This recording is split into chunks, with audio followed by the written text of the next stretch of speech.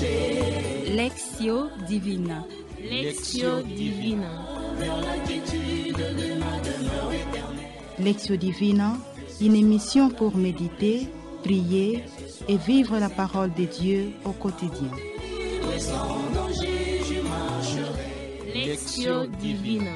Lectio Divina.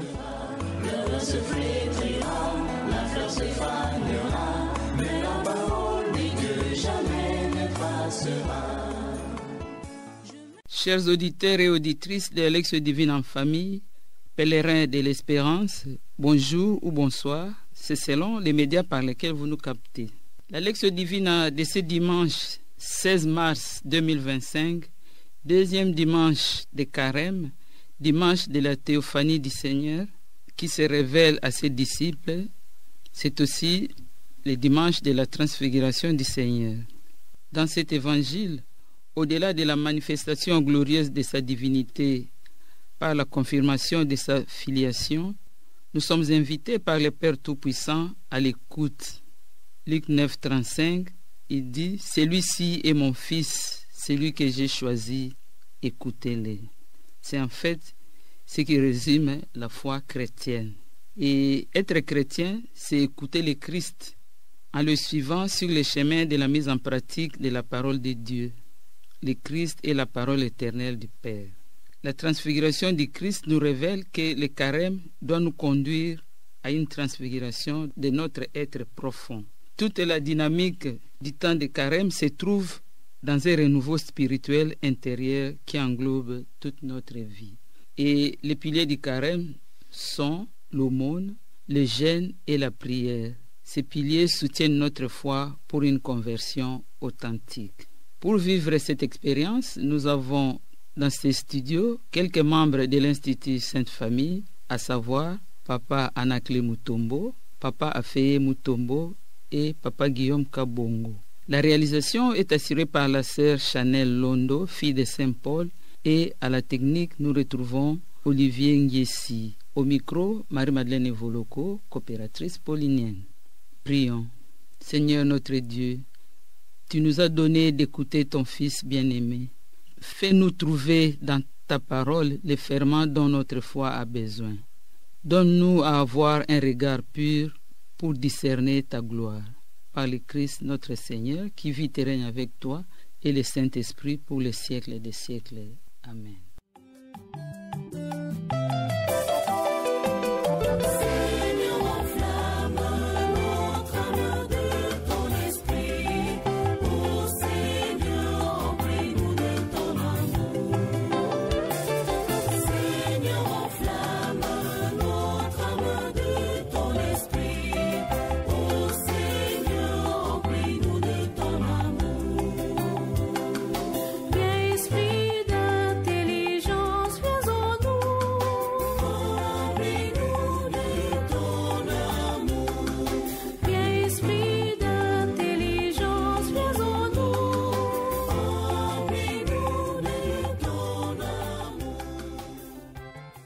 L'évangile qui guide notre Lectio Divina de ce dimanche 16 mars 2025, deuxième dimanche de Carême, est comme annoncé celui de Luc au chapitre 9, au 28e verset B jusqu'au 36e.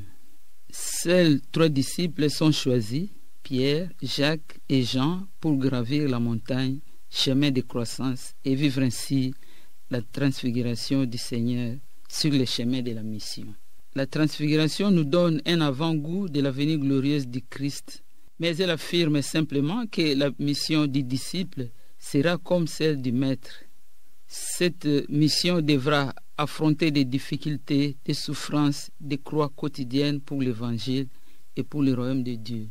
Et pendant que Jésus priait, l'aspect de son visage devint autre et son vêtement d'une blancheur éblouissante. Ici, nous pouvons entrevoir le rôle fondamental de la prière, comprise comme immersion dans la communion avec Dieu, dans la vie et la mission de Jésus, et donc aussi de ses disciples. Ainsi, ceux qui vivent constamment dans la prière seront constamment transfigurés avec et dans le Christ. Gravissons nos montagnes pour écouter la parole de Dieu en suivant en silence la lecture de notre évangile qui nous sera faite pour la première fois par Papa Anaclet Mutombo. Évangile de Jésus-Christ selon saint Luc. En ce temps-là, Jésus prit avec lui Pierre, Jean et Jacques. Et il gravit la montagne pour prier. Pendant qu'il priait, l'aspect de son visage devint autre, et son vêtement devint d'une blancheur éblouissante. Voici que 2 hommes s'entretenaient avec lui. C'étaient Moïse et Élie, apparus dans la gloire. Ils parlaient de son départ qui allait s'accomplir à Jérusalem. Pierre et ses compagnons étaient accablés de sommeil. Mais restant éveillés, ils virent la gloire de Jésus et les 2 hommes à ses côtés. Ces derniers s'éloignaient de lui quand Pierre dit à Jésus, « Maître, il est bon que nous soyons ici. Faisons 3 tentes, une pour toi, une pour Moïse et une pour Élie. » Il ne savait pas ce qu'il disait. Pierre n'avait pas fini de parler qu'une nuée survint et les couvrit de son ombre. Ils furent saisis de frayeur lorsqu'ils y pénétrèrent. Et de la nuée, une voix se fit entendre. « Celui-ci est mon fils, celui que j'ai choisi, écoutez-le. » Et pendant que la voix se faisait entendre, il n'y avait plus que Jésus seul. Les disciples gardèrent le silence et en ces jours-là, ils ne rapportèrent à personne rien de ce qu'ils avaient vu. Acclamons la parole de Dieu. Louange à toi, Seigneur Jésus. Comme une lumière au clair de la nuit, la parole de Dieu que nous venons d'écouter a illuminé notre intelligence. Gardons à présent un premier moment de silence avec ces fonds sonores que nous propose la technique pour pénétrer dans la parole que nous venons d'écouter.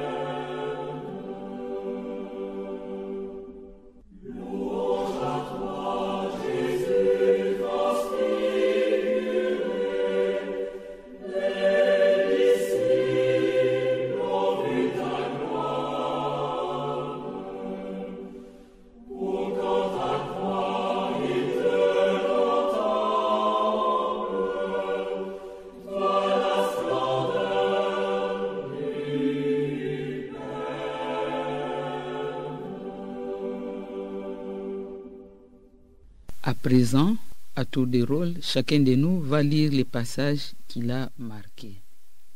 Le passage qui m'interpelle après avoir lu cet évangile dit ceci. Jésus prit avec lui Pierre, Jean et Jacques, et il gravit la montagne pour prier. Pendant qu'il priait, l'aspect de son visage devint autre et son vêtement devint d'une blancheur éblouissante. Le passage qui m'a touché en ce 2e dimanche de Carême, dimanche de la transfiguration de notre Seigneur Jésus-Christ, est celui-ci. Pendant qu'il priait, l'aspect de son visage devint autre et son vêtement devint d'une blancheur éblouissante. Voici le passage qui m'a le plus interpellé dans cette page de l'évangile de Jésus-Christ selon saint Luc. Pierre et ses compagnons étaient accablés de sommeil, mais restant éveillés, ils virent la gloire de Jésus. Cet échange nous amène à la 2e étape de notre Lectio Divina, la méditation, étape où la parole entendue et méditée. À présent, couverts par la nuée lumineuse, partageons les fruits de notre méditation. Faisons-les à tour de rôle, en commençant toujours par la lecture du passage qui nous a marqués. Le temps de carême, c'est aussi le temps de privation, le temps à prendre des dispositions pour rester éveillé afin de voir la gloire de Jésus. Mais comment rester éveillé face à tout ceci? Comme moi, parent, je suis appelé à pouvoir chercher à joindre les 2 bouts du mois pour ma famille, quand je dois gérer les affaires du monde, quand je dois faire face aux embouteillages de la ville, quand je dois faire face aux maladies et à tout ce que cela apporte comme souffrance et misère. Mais c'est l'attitude des disciples de Jésus qui m'interpelle en fait pour me dire que oui, on peut être accablé par le sommeil comme le leur, par les souffrances, par les maladies, par les difficultés de la vie quotidienne. Mais ceci ne m'empêche pas de rester éveillé, d'avoir mon regard sur Jésus, si je veux voir sa gloire, comme lui, comme eux ont vu sa gloire. Ceci m'appelle à plus de concentration, plus d'attention et de discipline, surtout pendant cette période de carême, pour que rien, alors que rien ne m'empêche de rester éveillé pour voir la gloire de Jésus. Ceci est donc d'autant plus opportun pour moi que durant ce temps de carême, je dois faire un effort, tout l'effort qu'il y a à faire pour que je ne rate pas l'occasion de voir la gloire de Jésus. Que l'attitude de Pierre et de ses compagnons m'interpelle et interpelle aussi tous ceux qui vont nous écouter à travers la Radio Maria, pour que durant cette période de carême, nous restions tous tournés vers Jésus afin de bien voir et de bien vivre sa gloire. Dans ce passage, je me sens invité, comme Jésus l'a fait avec quelques-uns de ses disciples, je me sens donc invité à prendre, moi et toute ma famille, en ce temps de carême, à intensifier nos prières en communauté, à nous donner une discipline commune pour nous maintenir dans cet état de grâce et de prière. De ce fait, le long du jour, tout un chacun de nous, membres de ma famille, est appelé à faire un effort de prier le chapelet avant notre rencontre du soir en famille. C'est par la prière et le partage de la parole de Dieu que le visage, la façon de vivre de tout un chacun de nous va changer, va resplendir, va avoir une blancheur éblouissante comme le vêtement de Jésus. Le pratique de service libre de l'apostolat est exigé, comme aussi nous pouvons le faire en famille et partout où nous passons. Avec cet exercice, moi et tout un chacun, membre de ma famille, nous nous exerçons à nous rapprocher du Seigneur qui fera de nous ce qui lui plaira.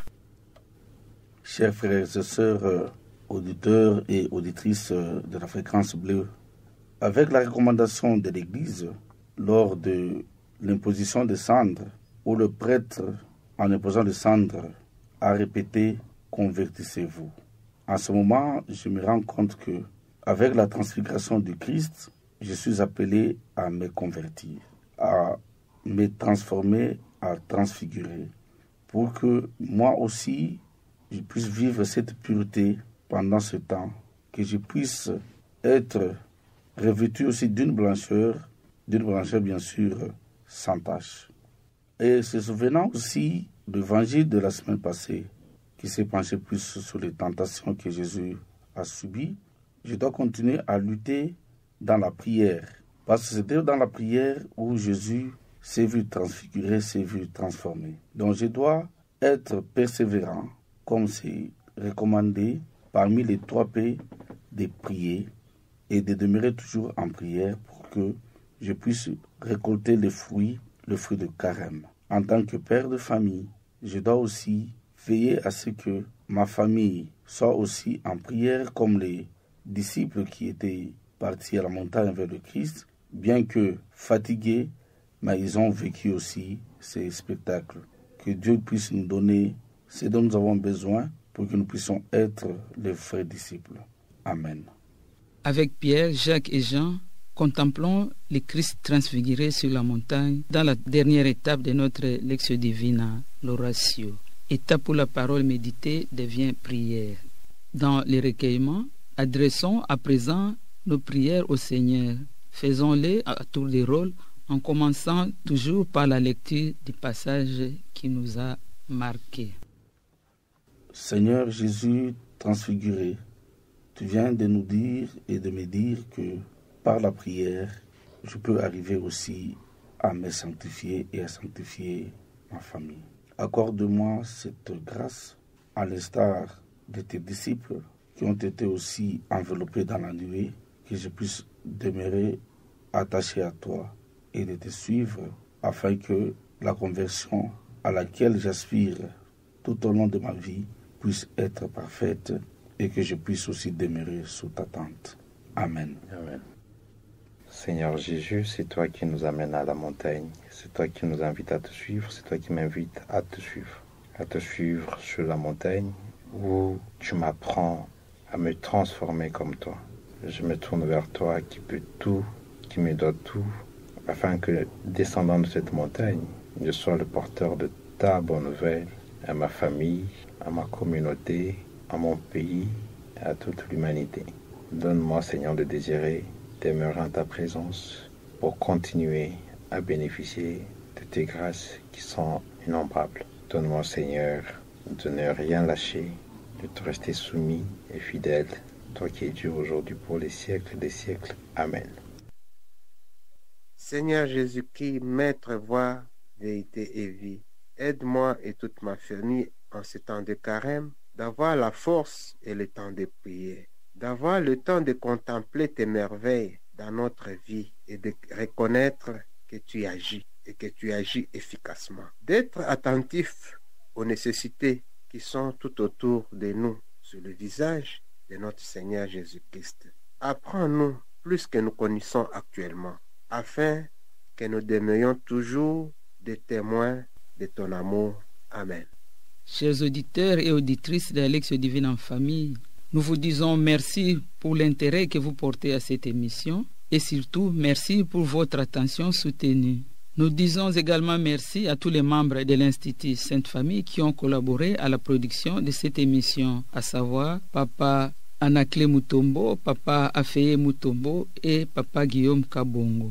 Merci à la sœur Chanel Londo, fille de Saint-Paul, et à Olivier Ngessi pour les rapports techniques. À vous tous, encore une fois, merci. Au revoir et à la prochaine sur la même chaîne et même fréquence, même jour et même heure. C'était au micro Marie-Madeleine Evoloko, coopératrice paulinienne.